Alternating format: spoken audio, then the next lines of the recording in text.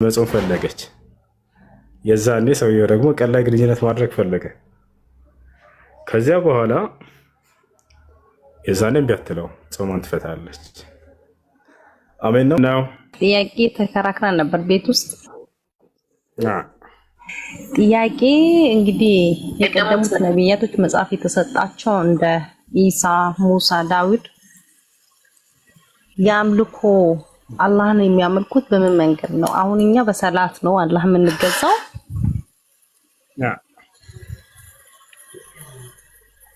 እንዴት ነበር የነሱ?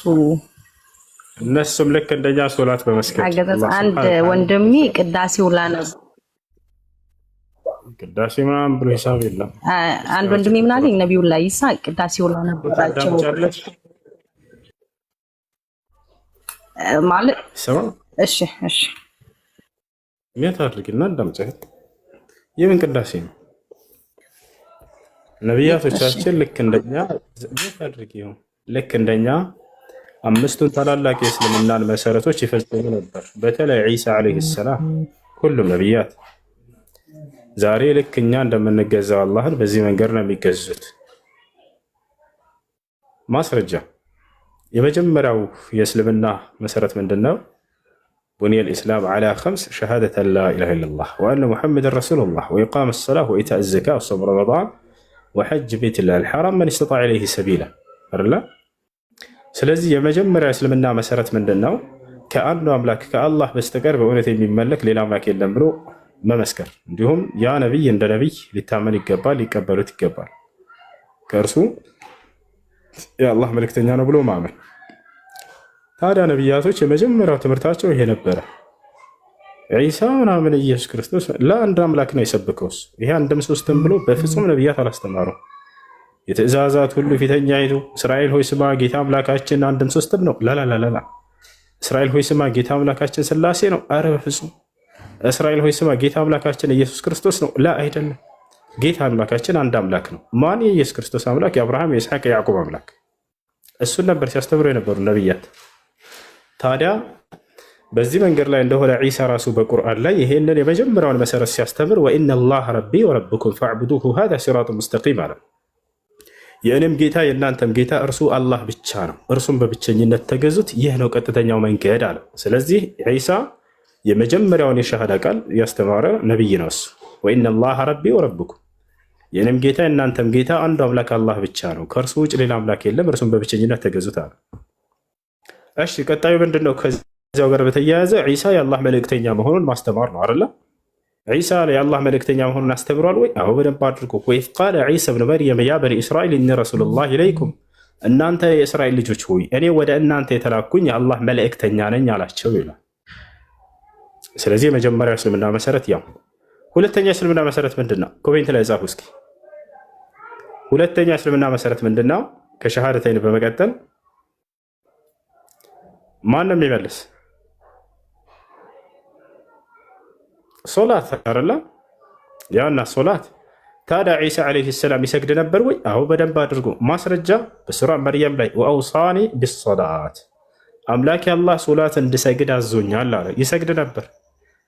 ሌላ ማን ይሰግድ ነበር? እናቱ ትሰግድ ነበር። ያ መርየም ቁኑቲ ለረቢኪ ወስጁዲ፣ አንቺ ማርያም ሆይ ለጌታሽ ትእዛዝ ቀጥበይ ለእርሱም ስገጂ ተባለች። ማን ያላት? ጅብሪል። ሌላስ ማን ይሰግድ ነበር? የእሷን ያሳደጋት ዘከርያስ ይሰግድ ነበር። ማስረጃ ፈናደትሁ ልመላኢከቱ ወሁወ ቃኢሙን ዩሰሊ ፊል ሚሕራብ፣ በሚሕራብ ውስጥ ወይም በምኩራብ ውስጥ እየሰገደ ሳለ ዘከርያስም መልአኩ ገብርኤል መጥቶ አናገረው ይላል። እነሆ የሕያ ወይም ዮሐንስ በምትባል ልጅም አላህ በሚባል ልጅ አላህ ያበስርሃል ብሎ ተናገረው ይላል። ገብቷችኋል? ስለዚህ ማን ይሰግድ ነበር? ዘከርያስ ይሰግድ ነበር። ሌላስ? ሙሴና አሮን ይሰግዱ ነበር። وأوحينا إلى موسى وأخيه أن تبوأ لقومكما بمصر بيوتا وجعلوا بيوتكم قبلة وأقيموا الصلاة ወደ ሙሴና ወደ ሃሮን ሶላትን በአግባቡ ጠብቃችሁ ስገዱ በሚል ትእዛዝ አወረድኩላቸው ይላል አላህ። ይሰግዱ ነበር። ሌላስ ማን ይሰግድ ነበር? አብርሃም ከነዘር ማንዘሩ ይሰግዳል። በጥቅም ኢብራሂም ምን አለ? ረቢ ጀዐልኒ ሙቂመ ሰላቲ ወሚን ዙርየቲ አለ። ጌታ ያላህ ሆይ ሶላትን በአግባቡ ጠብቄ የምሰግድ አድርገኝ፣ የእኔንም ዘሮች እንደዛው ከዘሮችም የሚሰግዱ አድርግልኝ አለ። ሌላስ ማን ይሰግድ ነበር? የአብርሃም ልጅ እስማኤል። ማስረጃ واذكر في الكتاب إسماعيل إنه كان صادق الوعد وكان رسولا نبيا وكان يأمر أهله بالصلاة. إسماعيل راسم سجرو بيتسوچن سجدوا እያለ ያዝ ነበር ይላል ሶላት። ስለዚህ ሁለተኛውን የእስልምና መሰረት ያውና ነብያቶች ልክ እንደኛ አላህን በማምለክ አላህን በመስገድ ለአላህ በመስገድ ነበር እርሱን የሚገዙት ማለት ነው። ገብታችኋል? ያ ነው። ለክፉ ኮሜንት መልስ አትስጡ፣ ትኩረታችሁን ሊሰርቋችሁ ነው። እና ስለዚህ ገብቶሻል። አላህን ለአላህ በመስገድ አይገዛም ነበር ዒሳ ወይም ነብያቶች አሏችሁ። እኛ ነን ይሄን የጀመረው? ላ አይደለም። ሐታ ጅብሪል ዓለይሂ ሰላም መጥቶ ለነብዩ ሰለላሁ ዐለይሂ ወሰለም ምድር ላይ እንዴት መስገድ እንዳለባቸው ካሳያቸውና ካስተማራቸው በኋላ ትእዛዙን መጀመሪያ ከአላህ ተቀብለው ሰማይ ሄደው ምድር ላይ መጥቶ ጅብሪል መጥቶ አሰገዳቸው። አምስቱን ማውቀት አሰግዶ ከጨረሰ በኋላ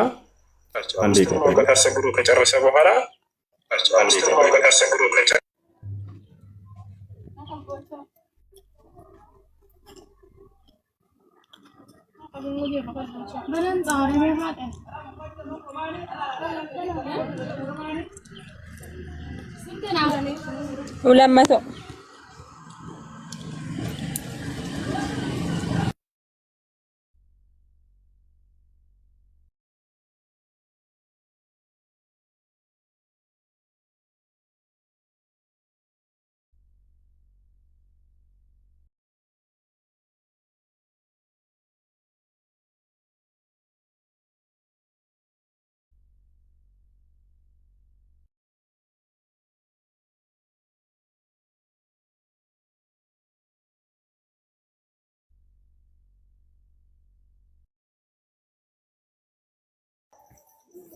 እሺ ይሰማልና ይሄ ነው ሶስተኛው የእስልምና መሰረት ምንድነው? ከሶላት በመቀጠል ምንድነው? መልስ ኮሜንት ላይ የእስልምና መሰረቶች ሁሉ የቀደሙት ነብያቶች ሲኖሩበትና ሲሰሩት እንደነበር እያስረዳናቸው ነው። ስለዚህ ሶስተኛ ምንድነው? ዘካ መስጠት። ታዲያ ነብያቶች ዘካ ይሰጡ ነበር ወይ? አዎ። ማስረጃ ዒሳ ራሱን እነሱን እንደምሳሌ እናንሳ። ምን አለ ዒሳ? ኢኒ ዓብዱላህ አታኒ አልኪታብ ወጀዐለኒ ነቢያ ወጀዐለኒ ሙባረከን አይነማ ኩንት ወአውሳኒ ቢሶላቲ ወዘካ። ዘካን እንድሰጥ አላህ አዞኛል አለ ዒሳ። ስለዚህ ሶስቱንም የእስልምና መሰረቶች ያገኘ። አራተኛ የእስልምና መሰረት ምንድን ነው? ጾም። ታዲያ የቀደሙት አማኞች ሁሉ ጾምን ይጾሙ እንደነበር ማስረጃ አለ ወይ? አዎ አለ። የቱ ጋር? በሱረቱል በቀራ አላህ ምን አለ? ያ አዩሃ አለዚነ አመኑ ኩቲበ ዐለይኩም ሲያም ከማ ኩቲበ ዐለ ለዚነ ሚን ቀብሊኩም ለዐለኩም ተተቁን አለ። እናንተ ያመናችሁ ሰዎች ሆይ እነሆ ጾም በእናንተ ላይ ተደነገገ ከእናንተ በፊት በነበሩ አማኞች ላይ ተደንግጎ እንደነበር ሁሉ አለ። ያችሁ ከእኛ በፊት የነበሩ አማኞች ሁሉ ነብያቶችና ተከታዮቻቸው ተደንግጎባቸው እንደነበረ ጾም አላህ ሱብሓነሁ ወተዓላ ነገረ። አምስተኛው የእስልምና መሰረት ምንድነው? ወአለይኩም ሰላም። አምስተኛ የእስልምና መሰረት ምንድነው? ሐጅ። ታዲያ ነብያቶች ሐጅ ያደርጉ ነበር ወይ? አዎ። ለምሳሌ ማንን እናንሳ? በቁርአን ላይ ኢብራሂምን እናንሳ።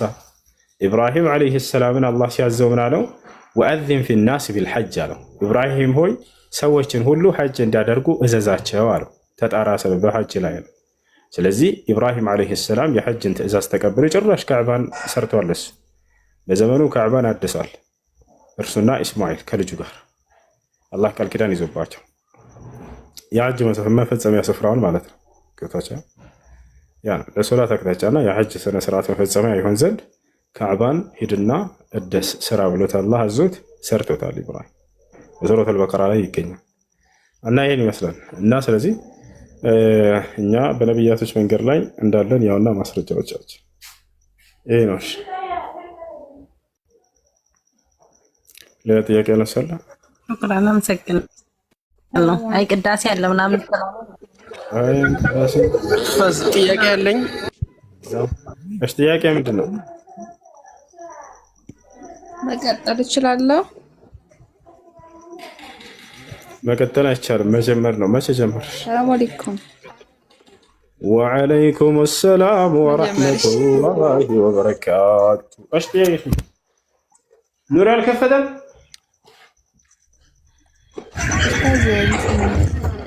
አንድ ሴት ልጅ በኢስላም ፍች የምትጠይቀው ምን ምን ሲገጥማት ነው ፍች መጠየቅ የሚቻልላት?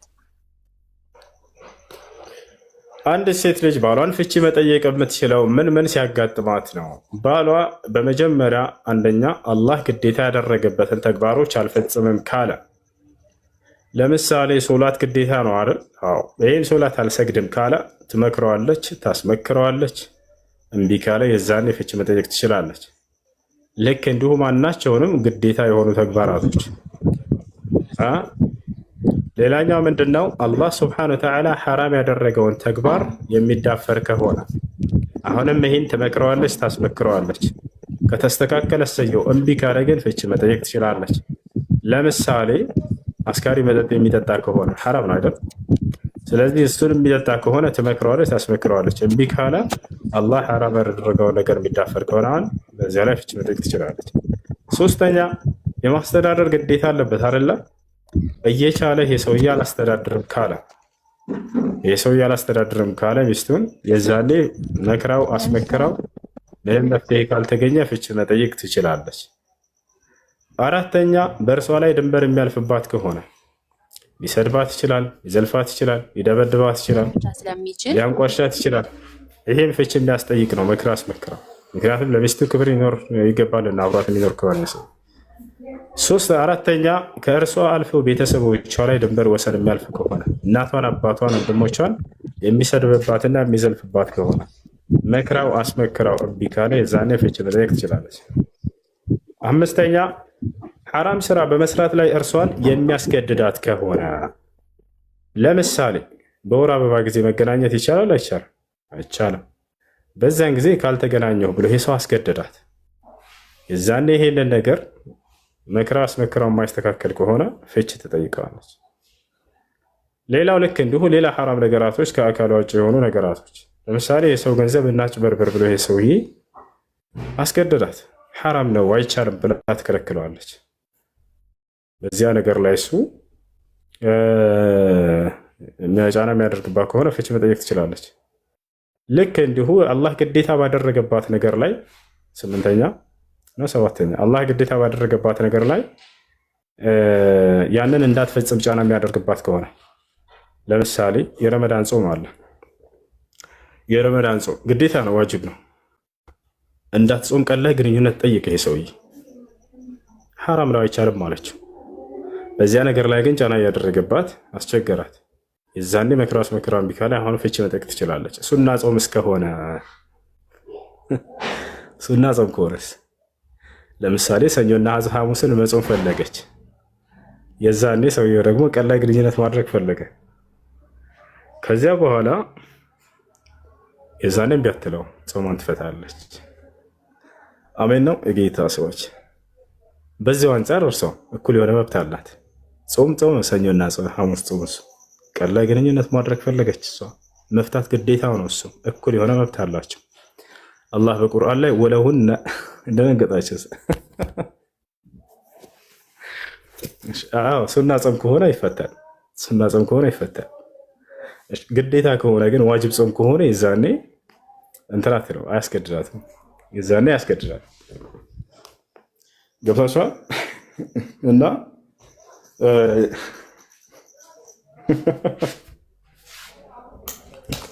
እሺ ግዴታ ጾም ከሆነ ማለት አልጠበቅበት። እሺ እና እነዚህ አይነት ችግሮች ከተገኙበት ይሄ ሰው መክራው አስመክራውን ቢካለ የዛኔ ፍቺ መጠየቅ ትችላለች ነው። እሺ ጥያቄ አለ ገጠ ሰላም አለይኩም። እሱ አለይኩም ሰላም ወራህመቱላሂ ወበረካቱ።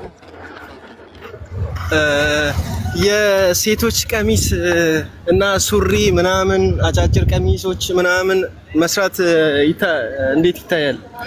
የተከለከሉ ሸሪዓ የማይፈቅዳቸውን አልባሳቶች መስራት አይቻልም ባጭሩ።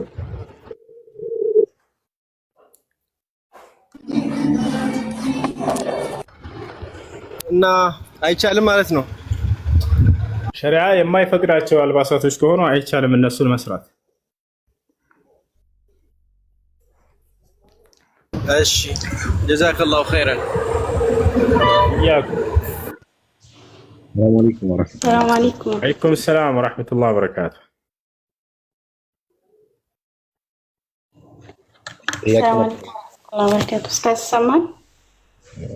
ወአለይኩም ሰላም ወረሕመቱላሂ ወበረካቱ። ይሰማል? እሺ ጀዛኩሙላህ ኸይራን ኡስታዝ። እኔ ጥያቄ እኔ በልጅነት የነበረ ስደት የወጣሁት በ25 ዓመትሽ?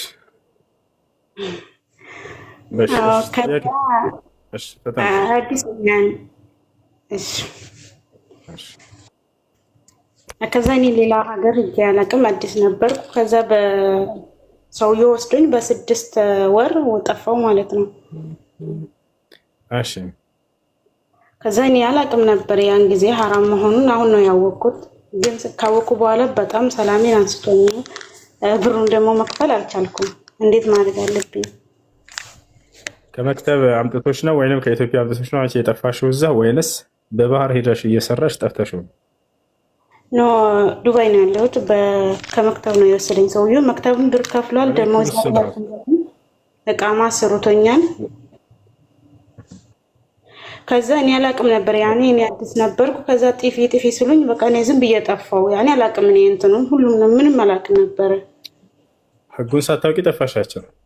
አሁን የጓደኞቼ ነው ውጪ ስሉኝ፣ ውጪ ጥሩ ነው ውጪ ስሉኝ እኔ እነሱ ሰምቼ ነው ያወጣሁት እንጂ ሀቁ አላቅም። አሁን ግን እናንተ ታወሩ ሰማሁ። ወላሂ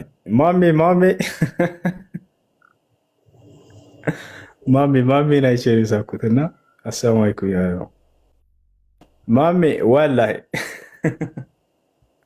እሺ ለማንኛውም ከመክተብ ወስደዋችሁ ከሆነ እናንተን ለመውሰድ ብዙ ገንዘብን አውጥተዋል።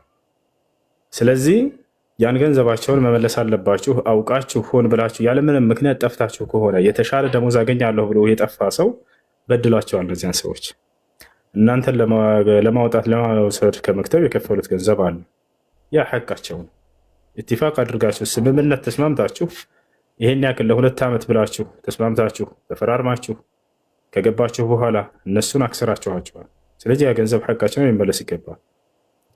ነገር ግን ምክንያት ካላቸውስ፣ ለምሳሌ የቤቱ ባለቤት መጥቶ ሊደፍራት አለ። ልጅቱ ትደፈር፣ በቃ ኮንትራት ይዟታል ስለተባለ ታመልጣለች፣ የዛኔ ትጠፋለች። ልክ እንዲሁ የተስማሙበትን እንትን ሸርቶች መስፈርቶች ካጓደለ፣ ለምሳሌ በምግብ ተስማምታ ሊሆን ይችላል። ቁርስ መሰራት አለ አይደለ? ያን አልሰጥም አላት ወይም አልሰጥም ማለች ማዳሙ፣ የዛኔ ይሄ ሐቄ ነው ብላ እንዴ ሐቋን ተጠይቀው እምቢ አልሰጥም ካለ ይሄን ነገር ለመክተብ ይሄን መልእክት ማድረስ ከቻለች መክተብ ይሄን ነገር ጣልቃ ገብቶ እንዲያስተካክል ውሉን እንዲያስተካክል ያናገሩታል የወሰዳትን ሰው። ሁሉንም ማድረግ ካልቻለች እየተራበች ትሙት እዛው ቤት ቃል ስላላት ከሰዎቹ ጋር ትጠፋለች በዚህም ጊዜ። ነገር ግን ስህተቱ መቼ መሰላችሁ? ምንም ሳያጎድሉባችሁ ከእነሱ ምንም አይነትን የቃል ማጠፍን ነገር ሳታገኙ በደሞዛችሁም ላይ ሆነ በተስማማችሁበት ምግብም ላይ ምናምን የዛኔ የተሻለ ደሞዝ ሌላ ቦታ እናገኛለን ብላችሁ ከዚያ ብትጠፉ ይሄ ሐራም ነው የሚሆነው። ይሄ ሐራም ነው። አብዛኞቹ ደግሞ በዚህ ምክንያት ነው የሚጠፉት። ጓደኛዋ ታናግራታለች፣ ኮንትራት እኮ 1000 ብር ነው፣ ወደ ውጭ ብትወጪ እኮ 2000 ታገኛለች ትላታለች። ከዚያ ያስጠፋቸዋል። ይህ እንዲህ ያደረጋቸው ይህ ሐራም ነው፣ በድላቸዋቸዋል። ስለዚህ የምታደርጉት ነገር መፍትሄው ምንድን ነው ወደሚለው እንሂድ።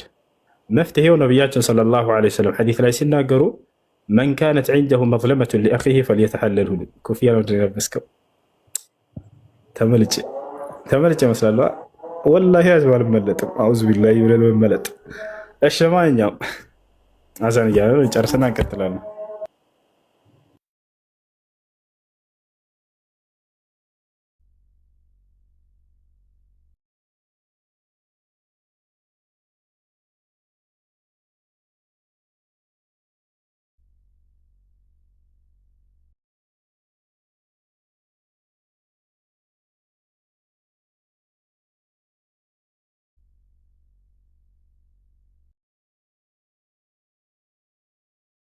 ትልቅ መድረክ ይዘጋጃል ኢንሻአላህ። ከዚያ ህዝቡ ያንን እያየ ይበረታታል። ከታች ያለው ትውልድ ቁርአን መቅራት ላይ ትኩረት ያደርጋል፣ ሐዲስ መማር ላይ ትኩረት ያደርጋል። በዚያ ላይ የሚያበታቱ የሆኑ ሽልማቶችን እህታችን ሐናን ታዘጋጃለች። አላህ ጀዛዋን ይክፈላት። ያን ያደርጋል አላህ ሱብሓነሁ ወተዓላ ዘንድ ምንዳ ለማግኘት ተብሎ ሰው በዚያ ነገር ላይ ሽልማት ቢሰጠውና እንዲበረታቱ ቢሆን ችግር የለውም። ሁሉም ይህንን ነገር ሲሰራ ግን ለአላህ ስብሐነሁ ወተዓላ ኢኽላስ በተሞላበት መልኩ ይሆናል። ቁርአንን ሰዎች እንዲቀሩ ሰበብ መሆን ትልቅ ምንዳ ያለው ነገር ነው። ለዚያ ነገር ያዘጋጀችው ፕሮግራም ይኖራል፣ ታሳውቃቸዋለች ኢንሻአላህ። ፕሮግራሙ ይካሄዳል ማለት ነው። ሀይ ጥያቄ ያለ ይቀጥል። መወዳደር የሚፈልግ ሰው በዚሁ አጋጣሚ ካለ ማናገር ይችላል። በሙሳበቃውን መሳተፍ የሚፈልግ ሰው ካለ ሙሳበቃው ቢያዘው ከአንደኛ ሰላም አለይኩም ወራህመቱላህ ሰላም ወራህመቱላህ ሂፍዝ አለ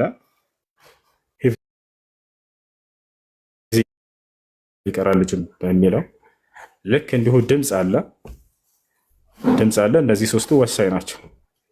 ሌላው ይሄ አልወቅፍ ወልኢብቲዳ ምናምን የሚለው እንዳለ ከአህካሙ ተጅዊድ ስለሚጠቃለል ችግር የለውም። እሱ በእነዚህ ነገራት በማን ቤት ነው? በእሷ በሐናን ቤት ነው የሚካሄደው ውድድሩ። አንደኛ ለወጣ፣ ሁለተኛ ለወጣ፣ ሶስተኛ ለወጣ ሽልማቶች፣ የተለያዩ ሽልማቶች አሉ። እርሱ ይናገራል ኢንሻአላህ። ያ ይሆናል ማለት ነው። መርሐባ ኡስታዝ ጀማል ቀጥል። ምናልባት ቅድም ማስታወቂያ በሚሰራ ጊዜ ቅራቱን ማለት ነው ፕሮግራሙ የፕሮግራሙ አካሄድ ተቀይሮ እንደሆነ አላውቅም። ክልላቸውን ወክለው የሚወዳደሩ አካሎች ካሉ ሰርቲፊኬታቸውን አሳይቶ በዛ ነበር የተባለው። ከዛ በኋላ አዲስ ኢንፎርሜሽን ስላልሰማው ነው። አፋን ወሱዬ አሁኑ ነው ኡስታዝ በየክልሉ በኋላ እነግርሃለሁ። እሺ ቪዲዮውን ፖስት አድርጌያለሁ። እሱን እዩት ቪዲዮውን። በዚህ አጋጣሚ ለኡስታዝ ጀማል ቻሌንጅ ሰጥቼዋለሁ። 200,000 ከገባ አይፎን 17 ኢንሻአላህ ያገኛል። ፎሎ አድርጉት ኡስታዝ ጀማል።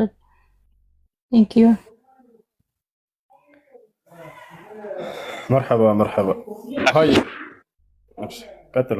እንደሰማችሁት ኡስታዝ ጀማል ቻሌንጅ ተሰጥቷል። 200,000 አስገቡት። እዚህ ያላችሁ ሁላችሁ ፎሎ አድርጉ። አይፎን 6 ይሰጣል ኢንሻአላህ። ፎሎ አድርጉ። ባረከላሁ ፊኩም። እሺ ጥያቄ አለ? ሰላም አለይኩም ወራህመቱላሂ ወአለይኩም ሰላም ወራህመቱላሂ ወበረካቱ።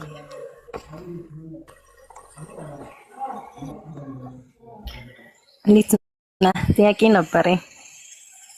አልሐምዱሊላህ። ጥያቄሽ ምንድን ነው?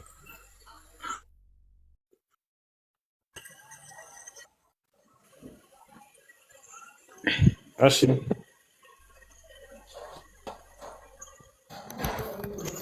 ጥያቄሽ ምንድን ነው?